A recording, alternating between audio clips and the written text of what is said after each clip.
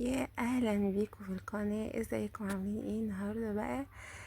رحت جربت منجوجه، مش عارفه اسمها ايه، نسيت.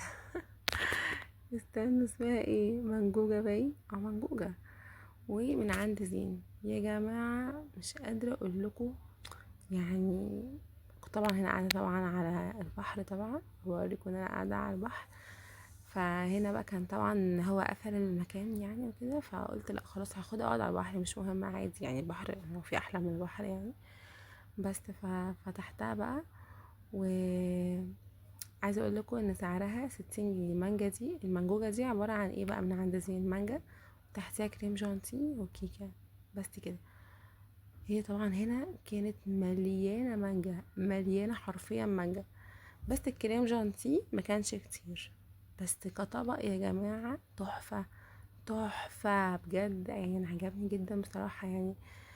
كان نفسي بس يبقى الكيكه تبقى اطرى من كده يعني. مثلا لو الكيكه كانت عليها مثلا مثلا لبن مثلا، حطيناها مثلا زي التريليتشا، اللي هي زي القشطوطه كده يعني، وحطيناها مثلا وحطينا عليها مانجا، هتبقى اخطر بكتير بكتير يعني. لو عملوا كده تبقى فظيعه، ويزودوا حته كريم جانتي بسيطه كده يعني، عشان انا مش حاسه حاجه غير طعم المانجا.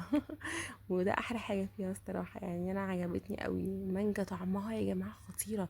انا مش عارفه المانجا دي اسمها ايه، بس طعمها حلو قوي يعني. المره الجايه ان شاء الله هجيب ان شاء الله يعني، هبقى لو رحت تاني هروح اجيب يعني اللي هي شجره المانجا. بصراحه لا، ما شجره المانجا عندهم ب60 جنيه باين، مش فاكره بالظبط السعر، ابقى اتاكد لكم. وملي كوبايه كده كبيره ما شاء الله مليانه مانجا. بصوا بقى الكيكه يعني ايه ناشفه، مش ناشفه يعني ايه، محتاجه ان انت ايه تعملي يعني بمعلقه، بس هي مش ناشفه. بس طعمها تحفه يا جماعه، ب60 جنيه بس حلوه حلوه قوي يعني. وتشبعك وحد ياكل معاك يعني. انا اكلت انا وعيالي فيها يعني. بصوا بقى هنا القمر بقى، كنت بوريكم انا والقمر يعني. بس طبعا انا كل ما اقول هنزل هروح فين، انزل هروح فين، انزل هروح فين، الاقي نفسي قعدت تاني على البحر. لا، مش عارفه اروح فين بجد يعني. اللي عنده اي مكان في اسكندريه يا جماعه اروح فيه يقول لي. انا كل مره ببقى مش عارفه اروح فين والله العظيم. اروح البحر تاني، مش ببقى عارفه اروح فين. فطبعا هنا كنت بقى قاعدة قبل محطة الرمل بشوية، كان عند القائد إبراهيم يعني. القائد إبراهيم دي قبل محطة الرمل على طول، بتبقى هادية وناس فيها مش كتير. بصوا هنا محطة الرمل بقى بالليل فاضية فضيان، بصوا يا لهوي، مفيش حد خالص.